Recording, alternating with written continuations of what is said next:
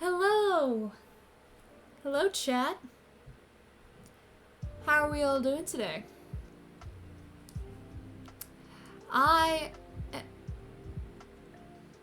Hey, it's only one song. I forgot to take off the looping thing, or whatever. Actually, no. I would have needed to... That's not a thing I could have done. I guess I could have prevented playback or whatever it is. I don't know. But my day has been interesting, to say the least. I am mentally exhausted. I was planning on doing Duolingo and then a chapter of this, because I remembered that you can stream Duolingo and it's a category on here. But I decided to keep it chill by just reading chapter 10 of The Stars and Their Children. But why can you stream Duolingo? I don't know. I just thought it'd be funny. But the reason why I'm mentally exhausted is because I am a Wilbur Soot subscriber. And one of the benefits of being a Wilbur Soot subscriber is being able to join 100-player events. Today was the 150-player event. I was in Group 2. In Group 2, people started lagging. One of them being me. I got kicked from the server. And when I rejoined, I was back in the queue at 220 something. There was only going to be 3 groups. And so basically, anybody 151 and above, no chance of getting into Group 3. I got to 190, but that was when Group 2's wave ended. And I got kicked from the server again because of something about, I don't know. I wasn't lagging or anything. But, I wasn't going to get into Group 3 anyway. I mean, at least I'll be in the video for a little bit. Because he said he'll keep the footage of the Group 2 before the lag happened. So, and there might be a chance that you can see me a bit in the video because, so basically, I don't want to spoil too much, but, there were basically 2 groups. I was put in one of them, obviously,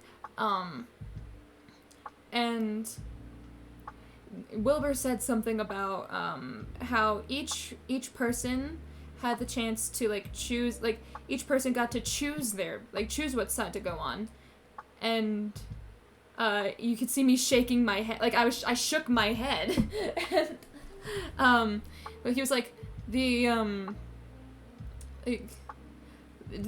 people got to choose, what side they were on, right? And he was like, I want to see some nodding. No, don't be shaking your head. And, other people were probably shaking their head, but, I'd like to imagine he was looking at me and telling me that. That is my only and I got a shit ton of screenshots. Hey, don't copium me. I actually am kind of copiuming right now because it's the only thing keeping me from going off the deep end.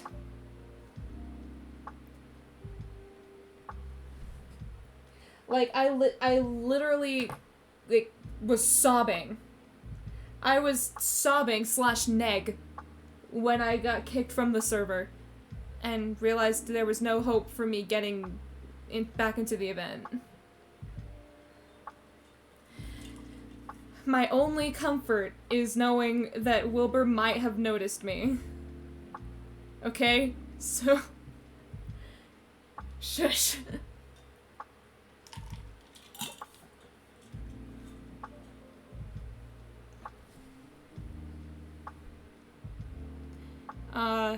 And then I had to go to Walmart to get some stuff for my dorm.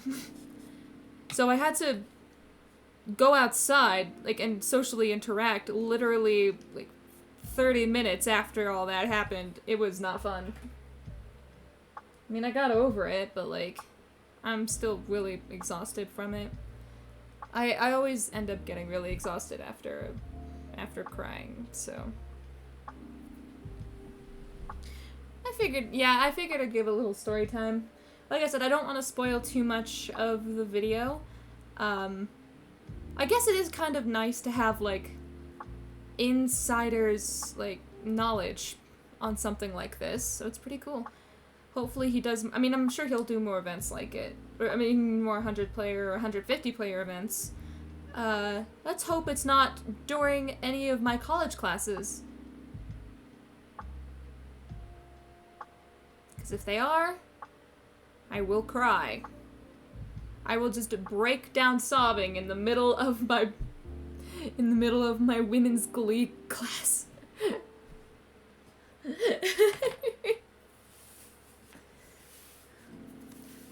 Oh, but that's what you get for going to school? Listen, I'm not affiliate. I can't make money off my streams.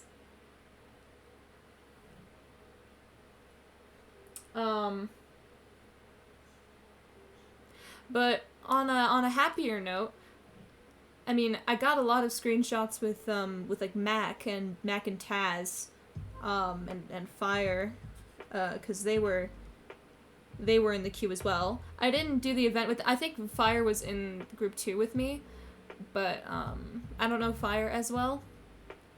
I know Taz and Mac's a bit better, so, yeah. I waited in that goddamn queue for 4 hours for nothing.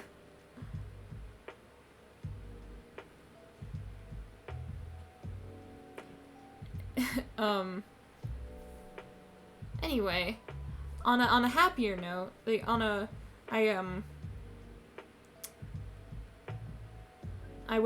went to Walmart, I saw somebody wearing a Technoblade hoodie, so that was cool.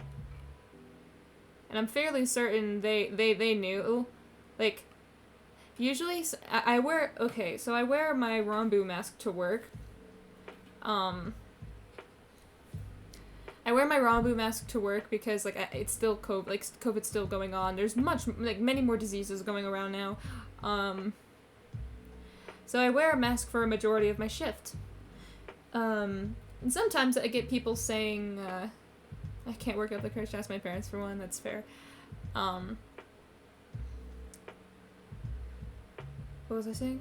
Oh yeah, sometimes people will tell me that they like my mask, but sometimes I don't know if they mean, like, I like the design of it, or I know the content creator. Because one time a kid was talking about, like, a little girl told me that she liked my mask, and it was because it reminded her of a cow. Sweet kid. But I'm fairly certain that the person that I complimented their hoodie, I'm fairly certain they knew that I knew who that was. Because I am wearing, Tommy and its baseball hoodie. It was kind of like a you moment.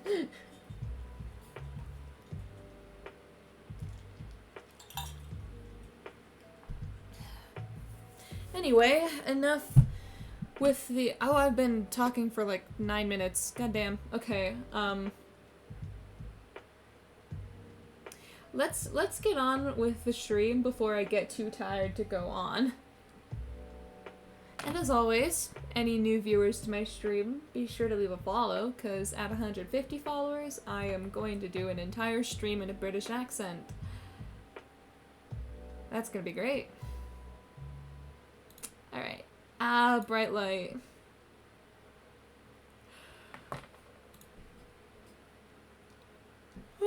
Sorry, I'm gonna be yawning a lot, by the way.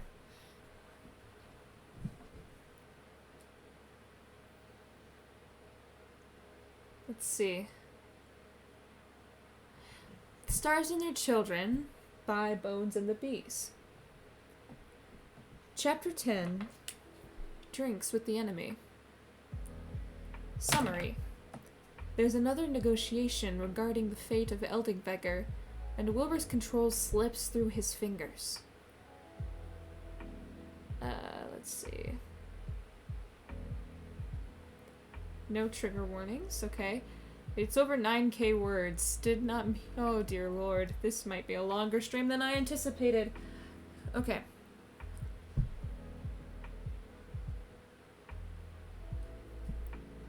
Rambu, what are you doing here? The question seemed to startle the Endirian, who flinched before whirling around, eyes wide as his gaze darted over both Wilbur and Tommy. After a beat, though, he seemingly realized it was just them, and his shoulders slumped in relief. Oh, I'm actually on my way to the meeting, Rambu explained, gesturing down the hall towards the negotiations room. Wilbur narrowed his eyes. Going to be part of our meeting today? Yep. I'm not really gonna say much. Techno just wants me to see how it all works, Rambu told them both, folding his hands in front of him.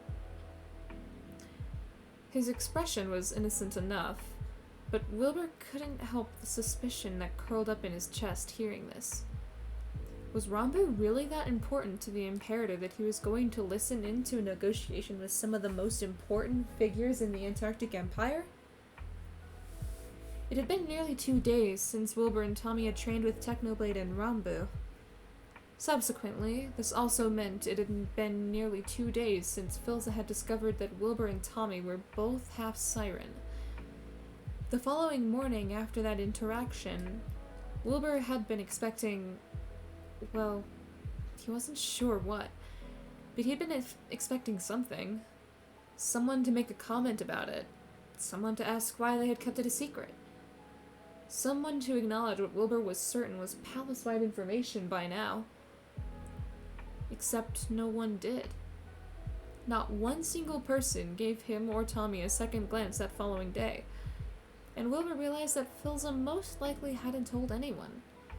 Either that, or he told only a limited few who were keeping the information on tight lockdown. If that was the case, it then begged the question of why. Why would Philza keep it a secret when he had no reason to? Wilbur wasn't sure.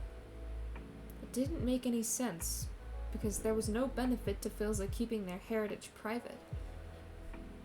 Unless that was the point. He wanted to hold it over Wilbur's head that he knew what they were and where their mother came from. But then again, it's not like he could exactly blackmail Wilbur with that. It had mainly been Philza he'd been wanting to keep the secret from, and now that he knew, it wasn't like it would change much for everyone else to find out. I need another Listerine patch. I took one right as stream was starting, but my throat is a little bit sore from screaming.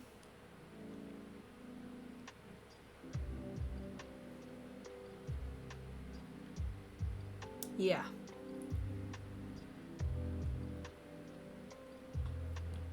Let's continue.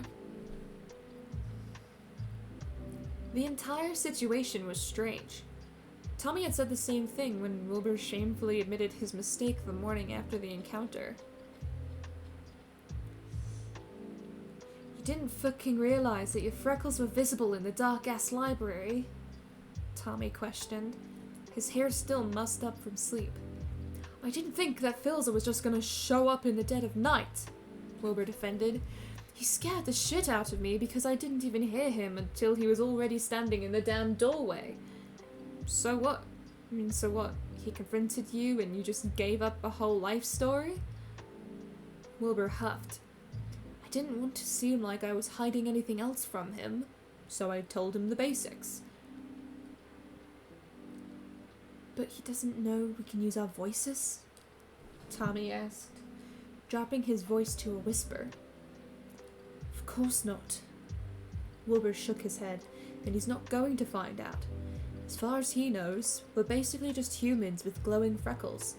He doesn't need to know anything else. Tommy had been pissed, but he eventually calmed down and reassured Wilbur that it wasn't his fault. While Wilbur appreciated the sentiment, it was technically his fault. If he hadn't wandered into the library in the middle of the night in the first place, this wouldn't have happened. But there was nothing they could do about it now, save for making sure Philza didn't find out about the biggest trump card they both had. The two of them had waited the entire day for someone to bring it up, but when no one did, it had troubled the brothers to the point where it was all they talked about that night. Wilbur and Tommy agreed it was off-putting, but like so many things these days, there was nothing they could do but hope it didn't come back to bite them in the ass. For the first time in days, though, they were heading to another negotiations meeting. Jack had told them the plan on their way to breakfast, and Wilbur started to ignore the nervousness lighting up his veins as he tried to predict what they were going to be discussing. Because before the two of them had been excluded from the meetings, they'd just been talking about the Asempi invasion. Wilbur knew all the leaders probably wanted the Empire to take control of Eldingvegr, and he was starting to wonder if he and Tommy were fighting a losing battle with this entire situation. No. He had to keep his head held high and stay focused on the goal. They weren't going to lose Eldingvegr to the Antarctic Empire. Wilbur refused to lose to Philza, especially after their recent conversations. He wasn't a kicked fucking puppy, and he was going to prove that to the asshole. So what do you guys thinking the discussions are going to be about today? Rambu's question cut into Wilbur's thoughts, and he blinked as he realized the three of them were walking towards the negotiations room together now. I don't know, probably trade shit. Tommy shrugged. His face was neutral, and to an outsider, it would seem like he didn't care.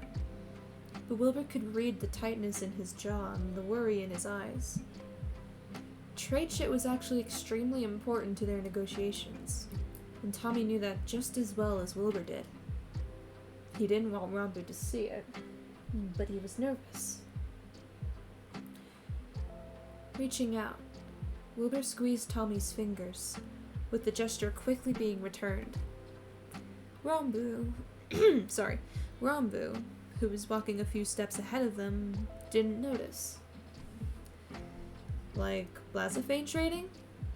Rambu pushed, raising an eyebrow.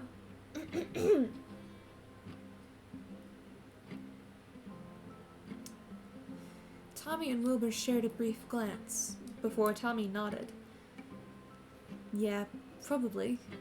It's kind of the hot topic of the entire summit, you know? Oh, yeah, that makes sense. Rambu agreed, laughing nervously. Sorry, I just don't really know what to expect in there, and you two have already done a few of these meetings, so I thought I'd just ask. The suspicion in Tommy's eyes died out as understanding took its place, while Wilbur kept his eyes narrowed at the boy. While it made sense for Rambu to be nervous about participating in a meeting as important as this for the first time, he couldn't help but wonder if there was more to it than that. There was more to it than that. If there was a reason Rambu was supposed to be in this meeting outside of just getting experience. Nah, you're fine, man. I was scared shitless the first time I had to sit in one of these, Tommy reassured him, nudging Rambu's side with his elbow as he let go of Wilbur's hand. It's mostly a lot of boring talk about policies and stuff. But if they start being assholes about Blazophane, well, Will and I have to remind them of our stance. Rambu's brows furrowed. And that stance is that we're not handing over control of the fucking Blazophane, Tommy said before Wilbur could cut in. Figured that would be obvious. I mean, I guess that makes sense. But you guys aren't willing to negotiate on that at all? Rambu asked, glancing between them both. This time, Wilbur spoke before Tommy could. We're willing to negotiate terms regarding how much we sell Blazophane to the Empire for, but we're still working out the details, he explained, his tone holding a sharp edge to it. You'd understand if we'd been to our other meetings, but those weren't your concern, so you'll just see once we get inside. Rambu opened his mouth again, seemingly to ask another question, but his eyes darted over to Wilbur's face, and after a beat, he went quiet and ducked his head, as if changing his mind. A sharp pain bloomed in Wilbur's side as Tommy elbowed him. Hissing between his teeth, Wilbur raised an eyebrow at Tommy in silent question, and found Tommy was giving him a dirty look. Great. Tommy was upset at him for being mean to Rambu. It's not like Wilbur had insulted him. He just pointed out that these things weren't exactly Rambu's concern unless they came up during the meeting. He figured it was a valid response to Rambu being so nosy, but judging by the weight of Tommy's glare on the back of his head, his little brother didn't think the same. They turned a corner and saw a few of the other leaders already filing inside the negotiations room. Wilbur, Tommy, and Rambu followed them in, and Wilbur internally groaned when he realized they were going to be seated in the same spots they had been during the first meeting. This meant that he was going to be sitting right next to Filza, which was the absolute last thing he wanted, considering he hadn't seen the man since their conversation in the library. Ramu settled himself in a chair that had been placed behind Technoblades, a silent signifier that he wasn't meant to be part of the discussion, he was only there to watch. As Wilbur watched him sit down, the boy caught his eye and gave him a small wave, which Wilbur ignored as he turned back to the doors of the room. Everyone filed in much the same manner that they had during the first meeting. Tina and Carl were already settled in, with Carl whispering something to Tina, and her nodding intently as she listened. The black hairpiece that reminded Wilbur of a halo was still settled on her head, and she was wearing another short red dress, intricately embroidered with black and gold stitching. Carl was similar in that he was wearing practically the same thing he had on the first day, with just the embroidered designs on his cloak being different every time Wilbur saw him. This time, Wilbur also noticed a small velvet pouch resting on the table in front of him, and Wilbur watched as he stuck his hand inside while talking to Tina, pulling out a dried mushroom to pop in his mouth. Schlatt, unsurprisingly, looked as though he was half asleep as he slumped down in his seat. Despite the fact that the palace was heated, he was wearing another ridiculously heavy coat decorated with fine furs and metal chains, and Wilbur wondered how he wasn't melting in it. Beside him, Michael was nursing what he guessed was a cup of coffee, and he slapped Schlatt's hand away when the man reached out to try and take a sip for himself. The Badlands were as put together as ever, with CPK and Aunt Frost speaking in low voices with their ears perked up, while Sam and Bad stood behind their chairs to talk to each other as well. Wilbur noticed the Badlands all stealing a few glances at him and Tommy, and Wilbur made sure to sit straighter in his seat, smoothing out his face to make sure his expression was unreadable. Lastly, Filza and Technoblade arrived, with Puffy hanging back by the door once more. Wilbur tried not to stiffen as Philza sat down beside him, doing everything in his power to keep his expression unreadable as the man's feathers brushed over his shoulders. Philza didn't say anything to him, didn't even give him a second glance as he settled himself at the table. Wilbur wasn't sure if that was a relief or if it just made his nerves worse. To Philza's right, Technoblade had also sat down, and was twisted around in his seat so he could talk to Rambu.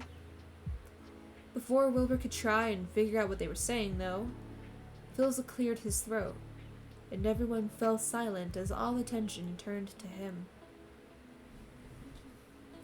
"Good morning to all of you. Glad we could all be here once again," Philza began, folding his hands in front of him. "I don't think we need to waste any time with small talk, and can just jump straight into catching Prince Theseus and Prince Orpheus up on what we've been discussing in our past few meetings. Is that alright with you both?"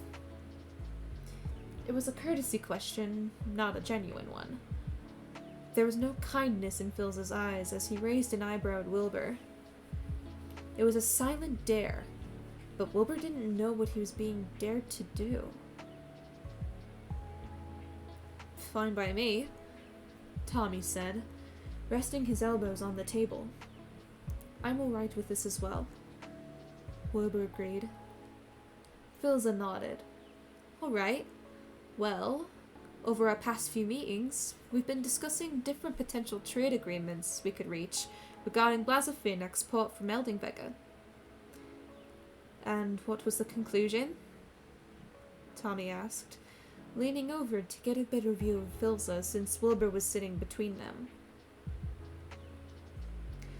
"While we understand your desire to retain Eldingvega's independence, I think we're all in agreement here that that just doesn't seem viable at this point in time," Philza declared, his face as neutral as if he was discussing the weather.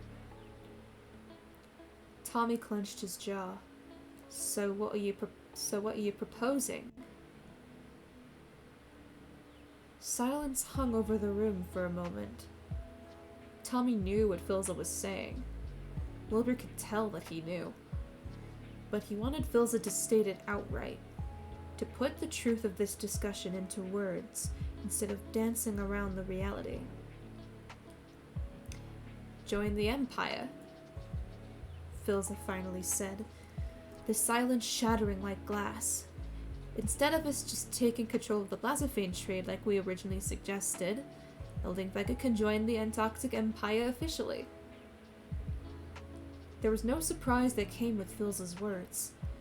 Even if it hadn't been stated directly to Wilbur and Tommy's faces until now, Wilbur had overheard them discussing this option during that secret meeting several nights back.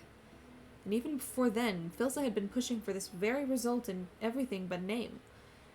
But it was one thing for Philza to imply that he wanted to take over Eldingvega, and a whole other thing for him to formally declare it in a negotiation. This wasn't a hypothetical anymore. Eldingvega was the Antarctic Empire's newest target. "No way!" Tommy shot back, before Wilbur could even gather his thoughts. "If we joined the Empire, it would literally be the same thing as you taking over the Blazafane trade, but with even more restrictions placed onto us. Why would we ever even think about accepting that?"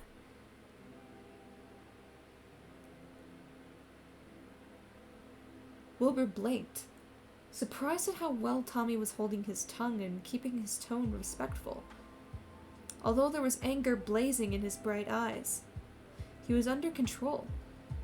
His composure was measured, and his words rang with a confidence Wilbur found himself envious of. "Because you'd be far more protected under the Antarctic Empire's rule than you would be as an ally," Technoblade cut in. "Your planet is one of the largest targets for hostile takeover in the galaxy, and frankly, it's pretty surprising you've managed to remain independent for this long." "And who's to say we can't stay independent from here on out?" Tommy pushed. Technoblade raised an eyebrow. "Your planet is literally under control of another empire right now, and although Asempi won't remain in control of it for long, it's proven that Eldingvega can be won. If we simply chase a Sempi out and then leave you guys alone again, I guarantee you'll be attacked again within months. The only reason a Sempi took us over so easily was because we were betrayed. Tommy snapped, glaring at Technoblade. If Eren hadn't sold us out, we would have been able to fight a Sempi off. You don't know that. Technoblade shot back evenly. Eren's betrayal prevented bloodshed, but it doesn't mean that a Sempi necessarily needed to make a deal with them. The only reason no other planet has messed with you so far is because no one was willing to take the risk of messing up the Blazophane trade. But now that Dream's gone and done it, the status quo is broken, and it can't be pieced back together like nothing happened. Are you suggesting that our military is insufficient?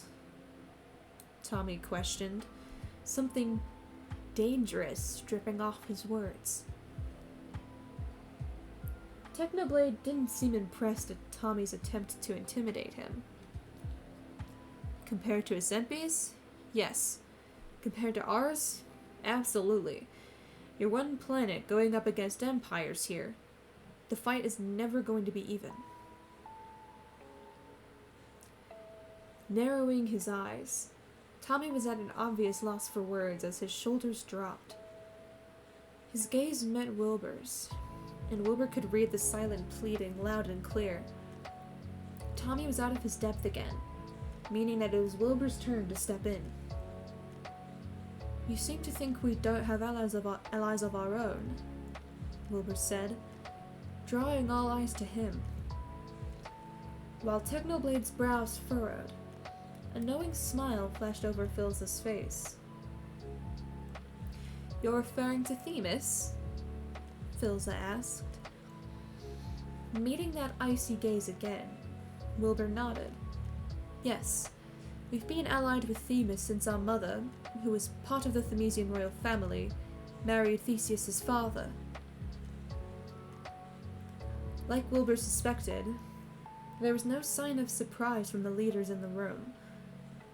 They were listening intently, but no one blinked twice at the admission that Wilbur and Tommy were half siren. They had all already been told this by Philza. Suddenly, it was Wilbur's turn to be surprised as Schlatt leaned forward, his eyes half-lidded as he messed with the rings on his fingers. If you're allied with Themis, then why don't they seem to care that a Sempi took you over? Well, Themis is known for keeping away most conflicts in the galaxy, Anfrost pointed out. I fucking know that, Whiskers, Schlatt scoffed, rolling his eyes. But we know they're getting better prices for Blazophane from Eldingvegr. If Dream wasn't gonna uphold that, they'd damn well have something to say about it. But they haven't said shit. Do you get what I'm trying to say here? Shit. Why did Schlatt have to grow a brain now, of all times? I thought we all knew that Dream made a deal with Themis before taking over Eldingvegr. Carl suddenly cut in, blinking a few times from where he'd been staring at the ceiling. Or are you guys just still theorizing about that and haven't actually figured it out? Because I might have gotten the date confused. Wilbur dug his nails into the palm of his hand, while Philza let out a barking laugh. Well, we know now, although it's not much of a surprise, Philza said, grinning as his wings rustled behind him. Themis, it seems, doesn't give much of a shit about what happens to Eldingvegr, as long as their alliance is upheld. Is that right, Prince Orpheus?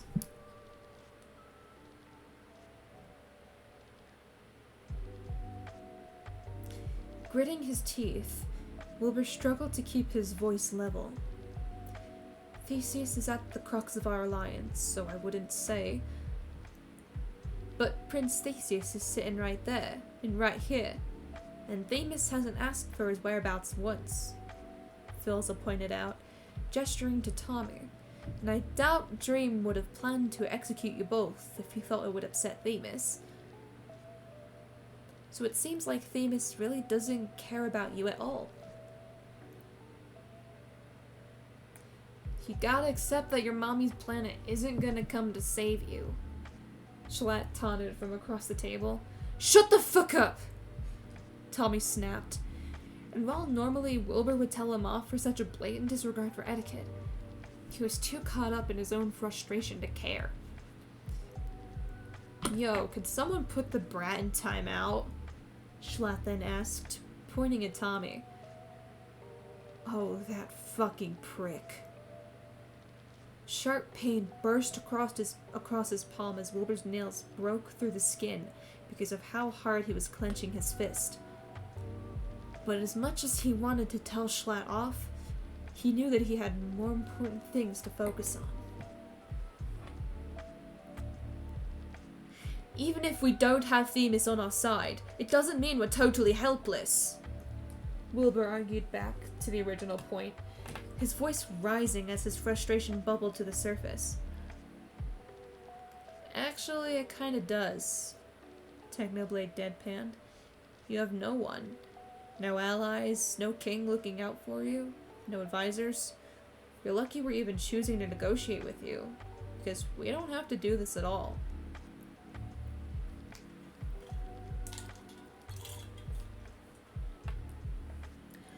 Wilbur was sick of this. He was sick of this entire table taunting him and belittling him for things out of his control. He was sick of Schlatt's stupid jeering and Phil's creepy smiles and Technoblade's complete lack of care. And most of all, he was sick of the silent threats sitting above his and Tommy's heads. The invisible why I say it like that? The invisible guillotine watching their every move, reminding him that they weren't safe here. They weren't safe anywhere. Then just fucking kill us already! Wilbur suddenly snapped, slamming his hands down on the table. A loud gasp echoed over the table, before silence fell like a blanket. Wilbur's heart was pounding in his ears, and he could feel blood smeared across his palm. The weight of the other leader's stares were practically suffocating him as they pressed down on his shoulders, down on his head, pushing him down, down, down into the darkness as he struggled to breathe. His heart began to slow as the seconds ticked on. The waves were deafening as they crashed against the walls of his skull, but he did his best to force them into silence as he shifted his focus to the others. Everyone was staring at him. He supposed that was to be expected given the outburst he just had, but it still made him nauseated as he took in the different expressions painting everyone's faces. All of the Badlands members seemed concerned, with furrowed brows and pursed lips free of judgment, and instead decorated with worry as their eyes flickered over him. Tina's eyebrows were raised in surprise, looking more curious than worried as she met his eyes evenly. Michael seemed as if he wanted to be sitting literally anywhere but at this table, while Schlatt, well, the only word Wilbur could think to describe Schlatt's face was shocked. Not gleeful, not amused, just shocked. Then, before Wilbur could see the looks he was getting from Philza, Technoblade, Rambu, and Tommy, someone spoke up.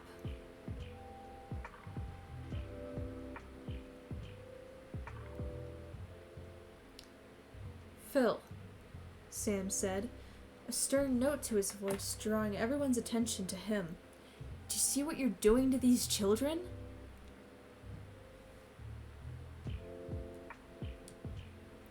The wings behind him puffed up.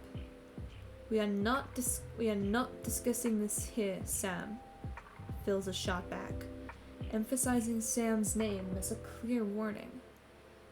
Prince Orpheus, my apologies. Things got out of hand and you don't have to apologize, Wilbur told him, wincing at how hoarse he sounded. The anger that had burned so brightly only moments before was fading away now, being replaced by embarrassment as he realized how out of place his outburst was. I should be the one apologizing for letting my emotions get the better of me. With that, he forced himself to sit down again. Tommy immediately pressed himself up against Wilbur's side, leaning over to whisper in his ear. Are you okay? Wilbur nodded. I'm fine. It was a lie. But it wasn't like Wilbur could be anything but fine when all the leaders were staring at him like he was going to shatter into pieces at the slightest prodding. He wasn't weak. He wasn't. He'd just gotten frustrated, that was all. Silence continued to suffocate the table. Wilbur straightened up in his seat, squaring his shoulders as he did his best to regain his composure. Again, I apologize for my outburst, Wilbur said, his voice steadier than he expected it to be. But I'm sure you can all understand my frustration. It gets rather tiring to deal with ominous threats on a daily basis, so forgive me if I'm a bit sick of hearing them. Beneath the table, Tommy kicked his leg, making Wilbur hiss in pain. He gave Tommy a confused look, who was glaring at him now. It seemed like he wasn't happy with the direction Wilbur was taking in this discussion. But then again, it's not like Tommy was doing the talking here. If he didn't like the way Wilbur was handling things, he could speak up himself. Wilbur was tired of holding his hand through discussions like these when they were already difficult enough to get through on his own. Of course that's understandable, Prince Orpheus, Ponk said, dipping their head in respect. No one here will hold your reaction against you. I'm not asking for you all to let me off for my disrespect because you pity me. Wilbur shot back, glancing at Philza from the corner of his eye. I'm not asking for pity at all. I would just rather our negotiations be exactly that. Negotiations. Not an attempt to threaten me and my brother into agreeing with your goals.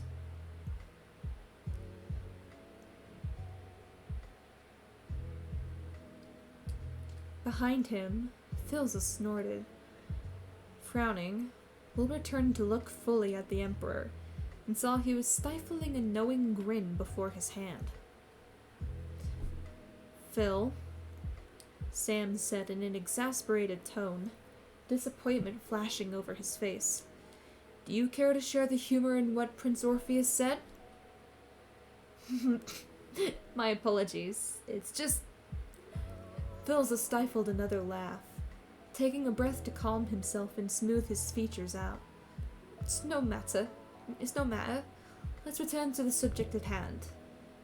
No, please, go on, Wilbur insisted, already tired of these stupid games.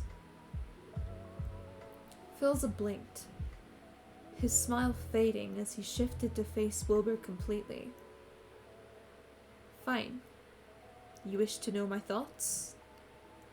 Wilbur nodded, and Philza huffed. I was laughing because you asked us not to force you and your brother into agreeing with us. But that's what these kind of negotiations are. You are outnumbered here, Prince Orpheus. We're not trying to be unfair. That's simply the truth. We want to negotiate with you both. Technoblade jumped in. But you're not giving us a lot of room here. The negotiation goes both ways. They were lecturing him like a child in front of everyone, trying to teach him the basics of negotiating as if he were some kind of idiot. It wasn't just patronizing, it was plain mockery. Wilbur was back to clenching his fists under the table. He wanted to get up and storm out of the negotiations room so he didn't have to listen to this bullshit anymore. He wanted to tell Philza and Technoblade to fuck off and that he didn't care what they thought of him. He wanted to not feel like he was 5 inches tall when he was surrounded by people who knew they were better than him.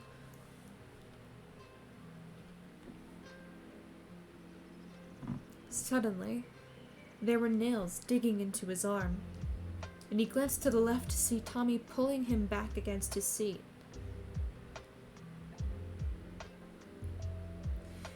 "We understand where you're coming from," Tommy told the table, his words taking on that authoritative tone that still sounded so foreign coming from his mouth.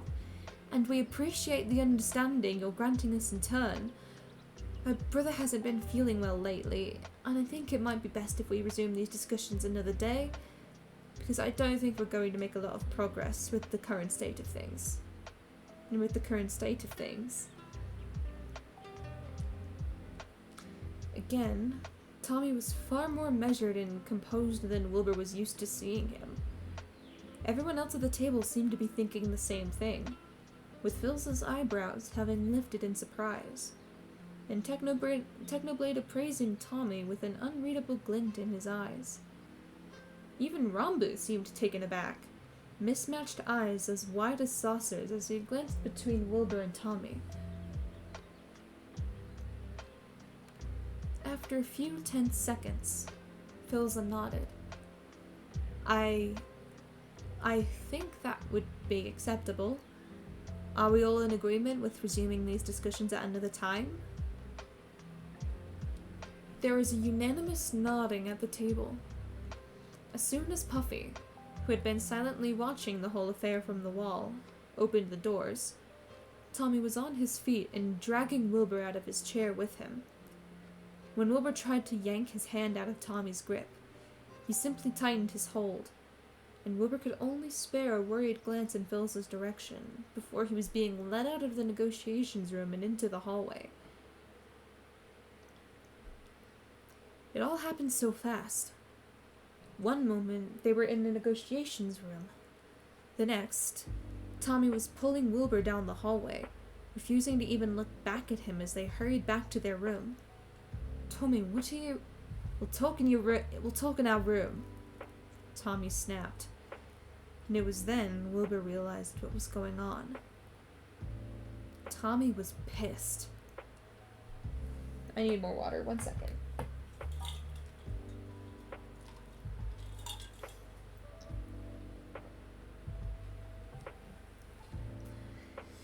Dread curled in Wilbur's gut as he recognized the stiffness in his little brother's posture and the lines carved into his face.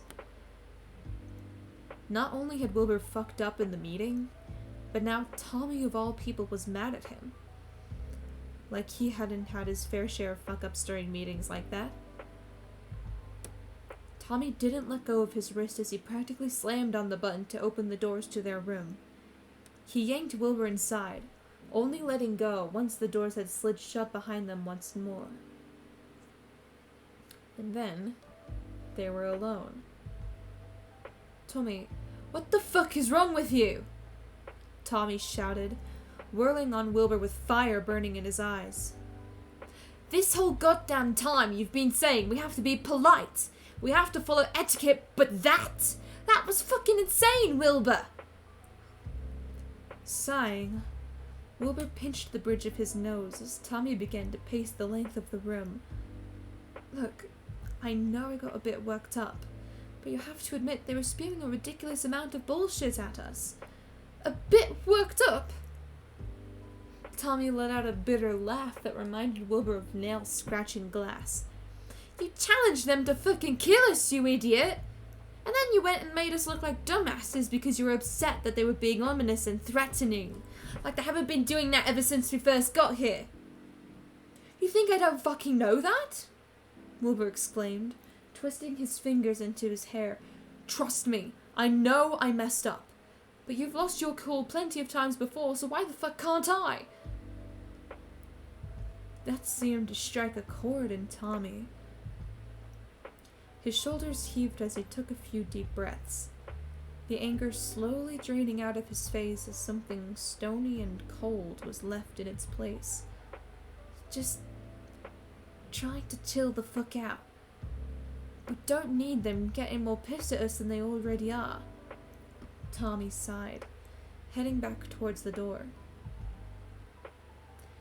Frowning, Wilbur stood frozen in the center of the room as the door slid open. Where are you going?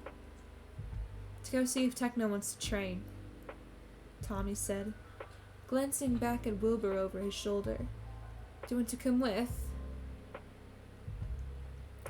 Did he want to go train with Technoblade again? To play even more of those stupid mind games and hear him taunt the both of them about how defenseless they were when they'd already spent the past hour being belittled like that? No thanks, Wilbur scoffed, falling back on the bed.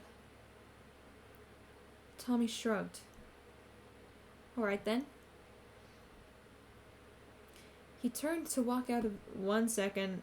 I keep forgetting that, this part, there's no music for some reason. There we go.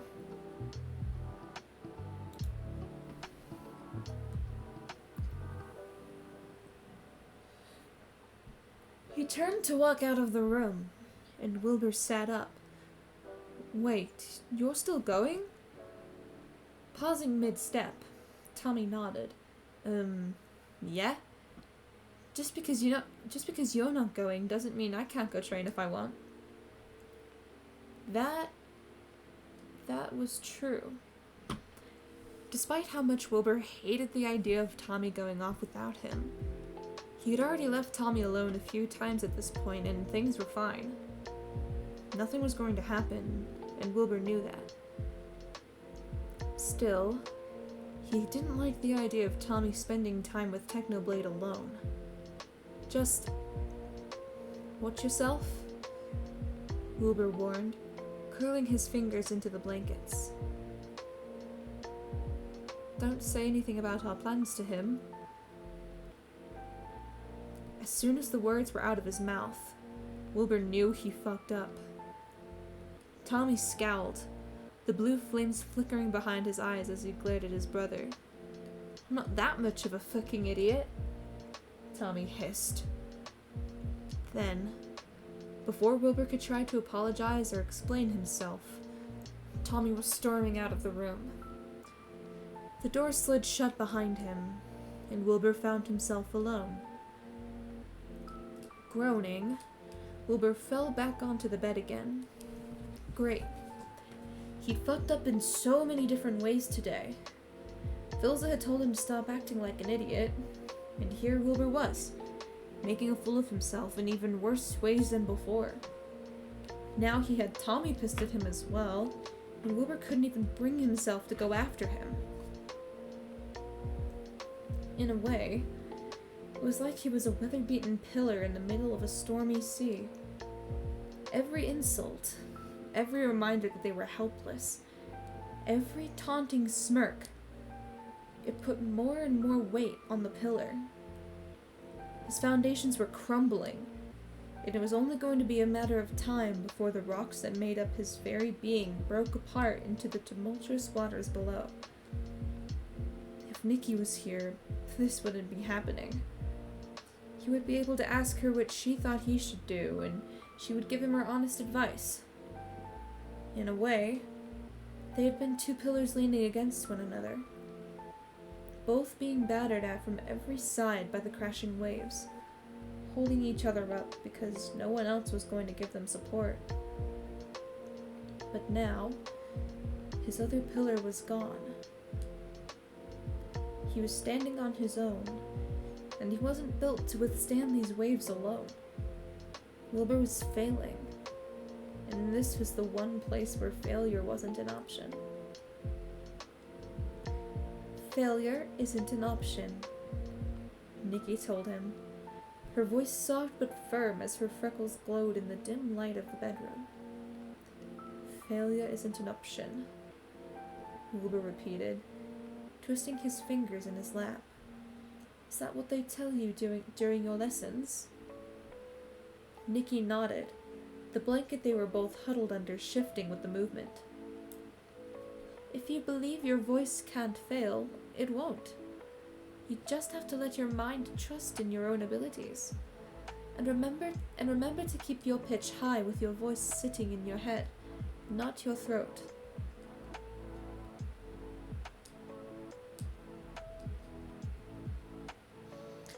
Taking a shaky breath, Wilbur shut his eyes again, Repeating the mantra he could still hear in his mother's voice, even though it had been 3 years since her death. "Okay," he whispered, listening to the waves quiet in his mind. "Okay." His eyes flickered open. He stared at Nikki and focused on the distant roar of the ocean in his ears. "Lift your hand." Wilbur gasped when his voice echoed out from his lips. Thousands of voices layered on top of one another as they dug down to the bones of anyone listening, forcing them to obey. For a brief moment, Nikki's right hand began to lift up. But then, before it even got an inch above her knee, she dropped the hand again. Pain blossomed in Wilbur's throat at the effort, and Nikki frowned in sympathy. "That was a really good effort," she told him, her smile just on the edge of being forced. "But it wasn't good enough," Wilbur grumbled, his voice hoarse from the attempt. A warm hand wrapped around his own, forcing Wilbur to look up from his lap. "It was good enough because you tried. You just have to keep trying like that until you get it right," Nikki reassured him, squeezing his fingers. Is that another thing they tell you in your lessons?" At that, Nikki faltered. Her smile faded, and she slowly pulled her hand away. "No. They tell me that if I fail, it's my own fault, because there's no outside reason I should be failing," she admitted, her pink hair falling into her eyes. "That doesn't apply to you, though, because you do have a reason to fail. You know it's harder for boys to learn how to use their voice than it is for girls. So don't get too down on yourself. Yourself. So don't get too down on yourself." This made Wilbur frown. "You shouldn't get down on yourself either, though. Just because it's easier for you doesn't mean you aren't allowed to struggle." Nikki shook her head. "I appreciate it, Will, but that's not true. I just need to be better." Frown deepening, Wilbur reached out for Nikki's hands again. She sighed as he wrapped his fingers around hers, her webbing soft against his skin. "This goes both ways, Nikki. We're both still learning. Fuck what the ambassadors say. You're doing insanely well, especially considering you've only had a few lessons so far." There was a beat of silence as Nikki considered his words. Then, she let out a deep breath and squeezed his hands in return. "Fine. But you also need to know what you're doing, and you also need to know you're doing incredible for being a boy learning this, and also not even getting formal lessons like I am." Although it was difficult for Wilbur to believe, he made himself nod anyway. "We're both brilliant then, how's that?" "Well," Nikki cut herself off with a giggle, "I suppose I can't argue with that. And I suppose I can't argue with that." With one last squeeze, Wilbur let go of her hands. "All right, let's try again then. You command me and I'll try to mimic you." Wilbur was startled by a knock on his door. Blinking back into awareness, he realized that he'd been somewhat dozing for the past hour. His eyes were heavy, and his legs shook as he stumbled to his feet. The knocking on the door continued, and it wasn't until he was standing right in front of it that he remembered Tommy wasn't here. Fear woke him up like a slap to the face. Had something happened to Tommy? If it was Tommy at the door, he would just let himself in. But if it wasn't him, who else would be knocking at the door to get his attention? Fuck. He was too out of it to properly think right now. Trying to shake off his anxiety-ridden thoughts, Wilbur pressed the button to open the door and found himself face to face with Jack Manifold. "Oh, Jack," Wilbur said, relief sweeping through him as he realized that Jack was probably just here to take him to dinner or something. "Is it dinner time already?" Jack shook his head. "Nah, you got a few hours till then. I was told to bring this to you." Before Wilbur could ask what it was, Jack was handing him a small black earpiece. Frowning, Wilbur tucked the earpiece in his ear and pressed the play button on the side of it. "Hey, lover boy. Things got a little heated during the meeting today. I want to talk with you about something, so how about you stop by my room for a drink and a chat before dinner? Also, don't bring the kid. You're sitting at the grown-ups table now." Although he didn't sign off, Wilbur had no problem identifying the voice as belonging to Schlatt. He could probably smell the liquor on his breath over the voice memo. And he could practically smell the liquor on his breath over the voice memo, and it made him wince as he handed the earpiece back to Jack's outstretched palm. "He wants me to come over right now?" Wilbur asked, raising an eyebrow at Jack. "Yeah, I think so. He just told me to give this to you and escort you to his room after you listened to it," Jack said, pocketing the earpiece again. Well, that was unusual. Why would Schlatt, of all people, want to talk to him one-on-one? They didn't even hold up a facade of friendliness with one another. Maybe he was expecting something like this from the Badlands or even Tina and Carl, but Schlatt? It didn't make sense. And Wilbur had to admit, despite how much he despised the man, it made him intrigued. If Schlatt was going out of his way to invite Wilbur to his room, he must have something important to say. One second.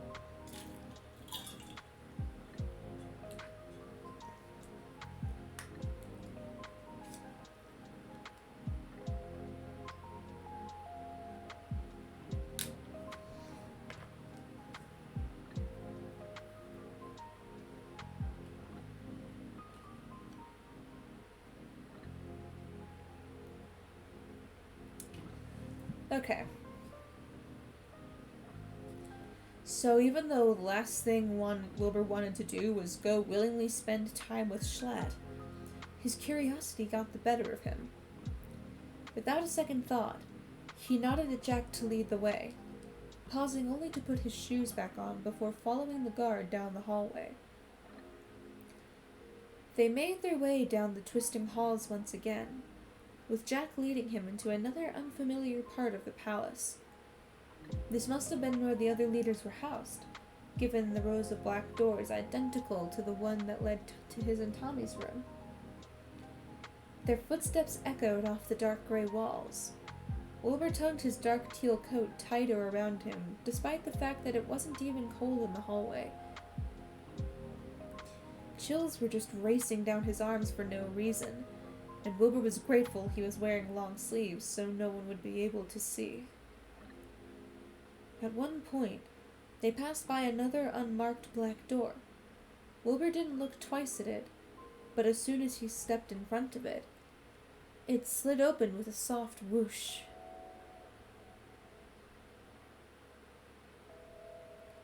"Oh, Prince Orpheus!" Wilbur froze in place when he saw Carl standing in the doorway, waving him down like he was all the way across a field.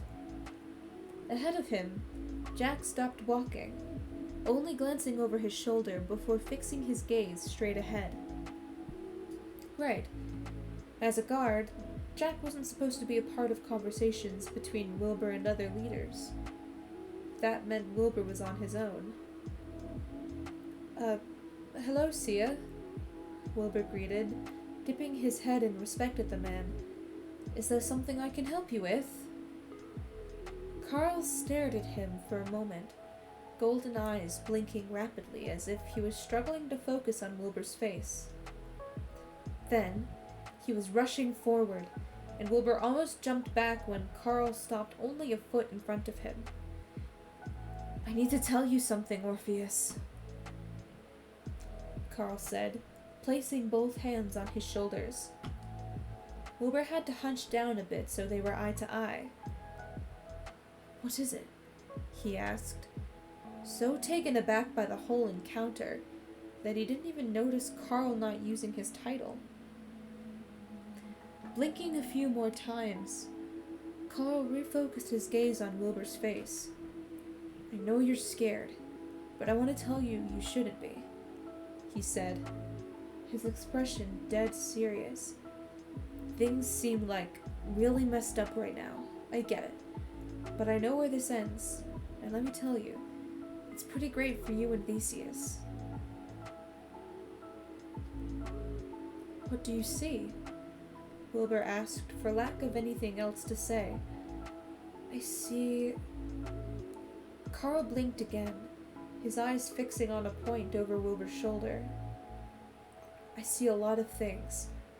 Things I can't tell you. But what I can tell you is that you need to stop getting so worked up during the negotiations, because you're gonna end up joining the Antarctic Empire anyway."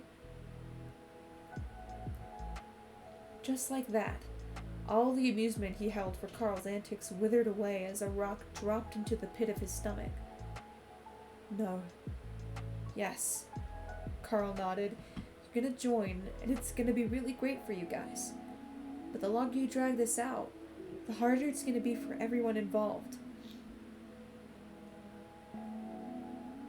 Scowling, Wilbur pushed Carl's hands off of him.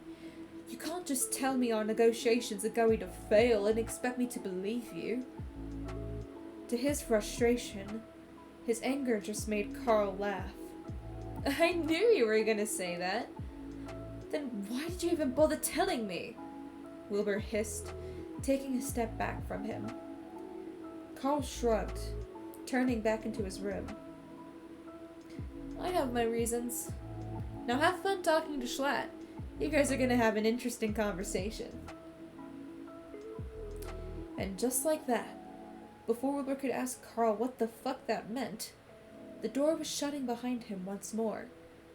So Wilbur was left standing in the middle of the hallway, a black hole sitting in his gut as he stared at a plain black door.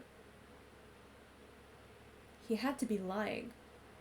Carl was part of Kinoko, and they had every reason to want Eldingveir to join the Antarctic Empire, just like the rest of the planets did.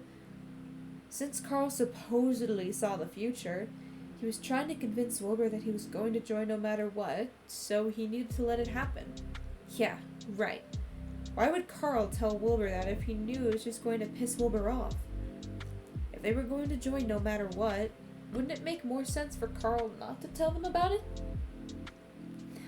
Wilbur didn't know, but it smelled like enough bullshit to him for him to brush it off for the time being. And after a few stunned seconds of silence, he turned back to Jack. "That was fucking weird," Jack muttered as he went back to leading Wilbur down the hall. "Yeah, tell me about it," Wilbur huffed, wrapping his arms around himself. Neither of them said anything for the rest of the walk, which, in turn, wasn't that long because Schlatt's room was only a few doors down from Carl's. Like the other doors, there was nothing really indicating who was staying in the room, but Jack seemed confident as he gestured for Wilbur to knock. Taking a deep breath to steady himself, Wilbur straightened out his coat and did his best to smooth out his hair. While he had no idea what Schlatt wanted to talk to him about, he was going to have to be careful to not let Schlatt get under his skin, especially not after the disaster that was the meeting earlier. With one last moment to gather himself, Wilbur then stepped forward and knocked on the door. 1 second passed, and then another. Then, it opened to reveal a grinning Schlatt. "Damn, you're quick," Schlatt said, his bloodshot eyes looking him up and down. After a moment of considering him, Schlatt then stepped aside and gestured for Wilbur to come into the room. "Get in here. I just cracked open the vodka." With one last glance back at Jack, Wilbur stepped inside the room, and the door hissed as it slid shut. Schlatt's room was largely the same as his own. Similar size, bed, desk, and chairs, with the only difference being that the fireplace was actually lit, whereas Wilbur and Tommy hadn't lit theirs since that first night. Orange flames created dancing shadows along the walls. There was a glass bottle of clear liquid covered in frost, with 2 crystalline glasses sitting on a table between the 2 chairs. Schlatt was dressed far more casually than Wilbur had seen him before, with his many fur layers having been discarded and revealing that he was actually far less imposing than the bulky clothes made him appear. He wasn't that much shorter than Wilbur, but the difference was still noticeable. He was dressed in only a stained button-down shirt that was only half tucked into his pants, and the thick pair of trousers that he'd been wearing at the meeting earlier that day. Even the rings and chains that usually adorned him were gone, and Wilbur noticed the jewelry scattered on top of his desk, as if he'd just tossed it off without a second thought when he'd gotten inside. "Come on in, Orpheus. Sit down," Schlatt said, gesturing to one of the chairs. "You don't mind if I call you Orpheus, right? We can drop the titles if it's just 2 guys having a drink, you know?" Unlike with Philza, the acknowledgement that he wasn't calling Wilbur by his title actually comforted him in a strange way. Because Schlatt wasn't doing this as a power play, he was simply evening out the field and turning this interaction into something casual. Not a formal meeting, but just a conversation. "Yeah, that's fine," Wilbur agreed, sitting down in the chair Schlatt gestured to. He watched as the president staggered towards the vodka, twisting off the lid and pouring the clear liquid into both the glasses. He handed Wilbur his glass first, and then sat himself down in the other chair, taking a long swig of his drink once he had settled. Following his lead, Wilbur took a sip of the vodka and winced at the burn. It was very high-quality vodka, that much was obvious, but it was still straight liquor, and while Wilbur had definitely drank before, it wasn't something he did very often. "That shit hit the spot, doesn't it? That shit hits the spot, doesn't it?" Schlatt asked, grinning at Wilbur as he took another sip of his drink. People weren't kidding when they said Zephyr's 4 had some of the best vodka in the whole damn galaxy. "I suppose so," Wilbur agreed, taking another small sip before he set the glass down. "You suppose so?" Schlatt laughed, like Wilbur had just told some great joke. "It's true. You might not have tried a lot of vodka yet, kid, but this is the best of the best. And when people tell you you can find good vodka on Serenity, tell them no you fucking can't. Michael's a fine guy, but the vodka from his planet is shit." There was a pause as Schlatt took another long swig of his vodka, finishing the glass and pouring another 2 fingers worth for himself. Wilbur watched, folding his hands in front of him as he waited for Schlatt to set his glass down again. "While that's interesting to know, I doubt you just invited me over to teach me about the quality of vodka on different planets," Wilbur finally said, once Schlatt seemed to be done with his drink for the moment. Schlatt chuckled again, pushing a hand through his dark hair before slumping back in his seat. "Wow, aren't you fucking bright?" he drawled, and Wilbur clenched his jaw. "Yeah, obviously I called you here for a reason, but first I want you to drop the act." "What?" "You heard me," Schlatt insisted. his dark eyes meeting Wilbur's. Drop the prissy, polished prince bullshit. We're not in the court right now. Don't be all fake polite to me and shit, especially not after your little outburst today. Wilbur flushed at the reminder. Well, he was suspicious of Schlatt telling him it was okay to drop the formal etiquette. He also didn't see how this could be a trick in any way. Schlatt had already barely followed etiquette, so this would just be another way for them to be on the same level.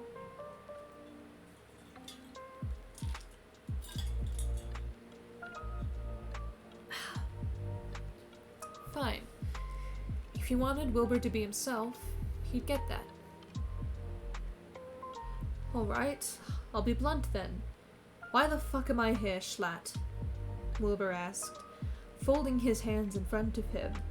Whoa, there he is. Schlatt grinned. Well, Orpheus, I'm not gonna sell you some bullshit that I'm worried about you or whatever the fuck. We both know that's not true. I don't give two shits about what happens to you and your bratty little brother if it means Mantle gets a sweet discount on Blazophane. He took another sip of his drink, coughing loudly to clear his throat. So we're on the same page here. You know my motivations and all that shit. But I did want to tell you a bit of a story, I suppose. Wilbur furrowed his brows. A story? A story! Schlatt repeated, stretching his arms out above his head. I'm not a great storyteller or anything, but thought it might be helpful if you knew how Mantle joined the Antarctic Empire. This was not what Wilbur was expecting. Alright, I'm listening. It all started during my first term as president, Schlatt began, his dark hair curling around his horns.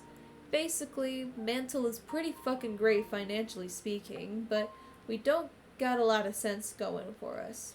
The military? Shit. Food production?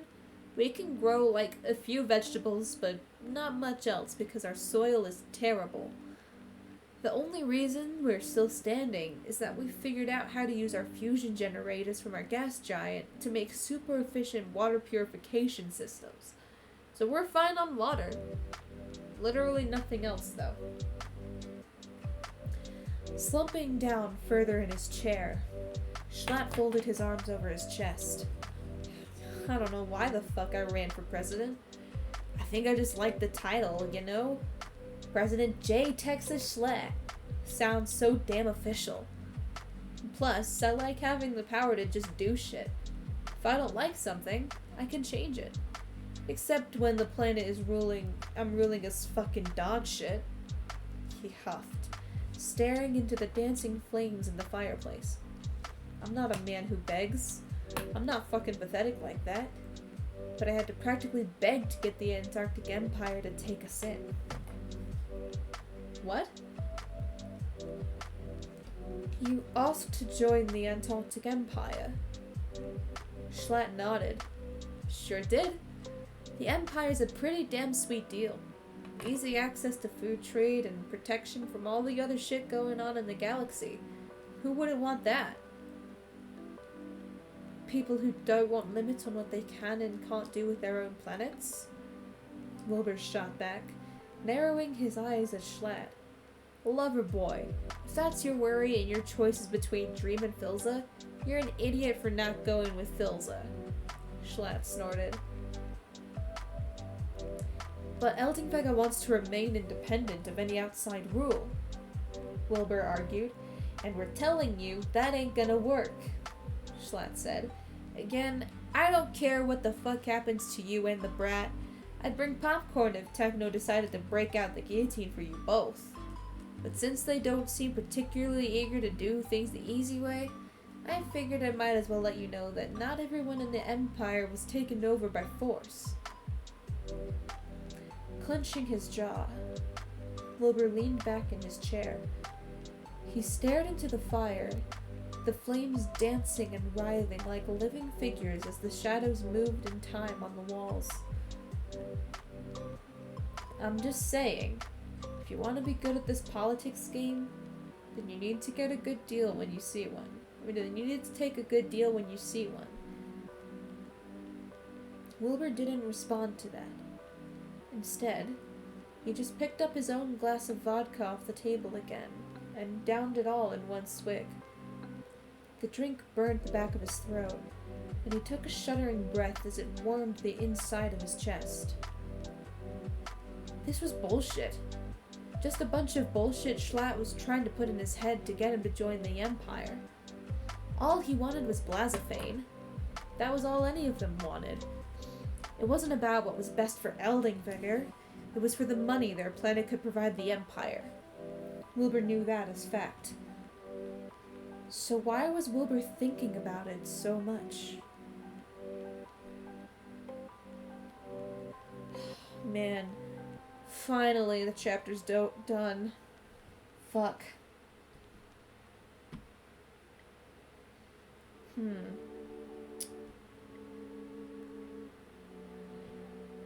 thought of this randomly, but like randomly in the middle of my stream. But how about okay, let's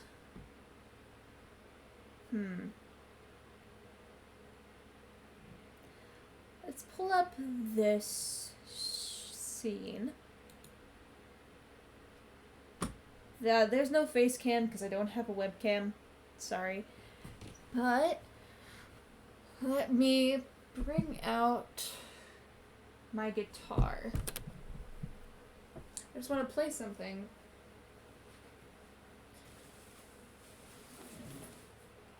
Because something that most people probably don't know about me, well, at least that watch my streams, is that I'm musically inclined, I guess. Like any new viewers, I mean. Like any new followers probably don't know that I can play guitar and sing and shit.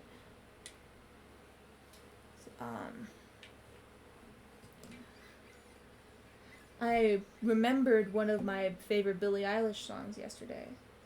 That it was one of my favorite songs, and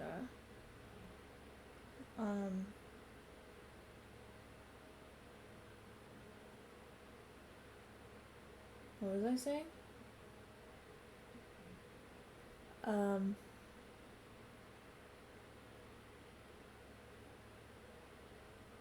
I completely forgot what I was saying. I'm sorry. Well, and also, like, how to play it. See, it's like...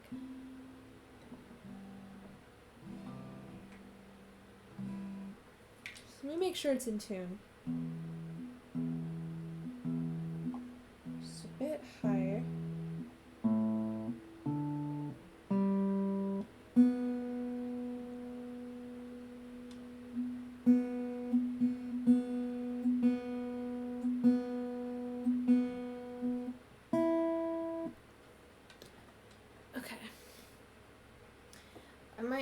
Up a bit, I'm sorry, but I figured I'd play it, I guess. Literally nobody asked for this, I just wanted to do it. This is Bitches Broken Hearts by Billie Eilish. You can pretend you don't miss me. Fuck, wait, that was a bit off in voice, 1 second. You can pretend you don't miss me. You can pretend you don't care. All you wanna do is kiss me. But what a shame I'm not there. You can't pretend you don't miss me. You can't pretend you don't care. All you wanna do is kiss me. But what a shame I'm not there. What is it you want? You can lie, but I know that you're not fine. Every time we talk about me, but you swear I'm not on your mind. You can't pretend you don't miss me. You can't pretend you don't care. All you wanna do is kiss me, but what a shame I'm not there. Everybody knows you and I are suicide for stolen art.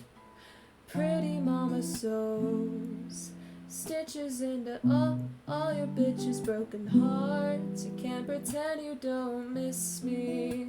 You can't pretend you don't care. All you wanna do is kiss me, but what a shame I'm not there. Somebody new is gonna comfort you like you want me to. Somebody new is gonna comfort me like you never do. Every now and then it hits me that I'm the one that got away. But I guess being lonely fits me, and you were made for begging. Stay.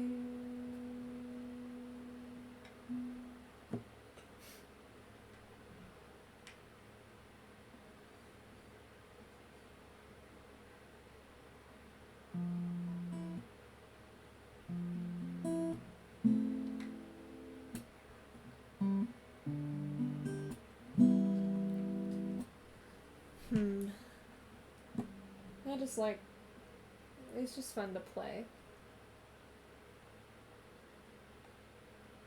I don't even know why I did that. Like I said, literally nobody asked for it. I just wanted to do it.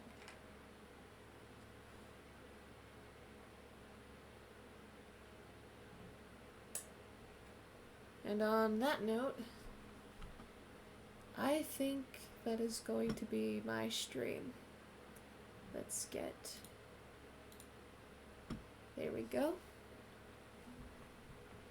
Thank y'all so much for watching. I'm probably just gonna end stream. I'm not gonna raid anybody. I'm probably gonna go live tomorrow.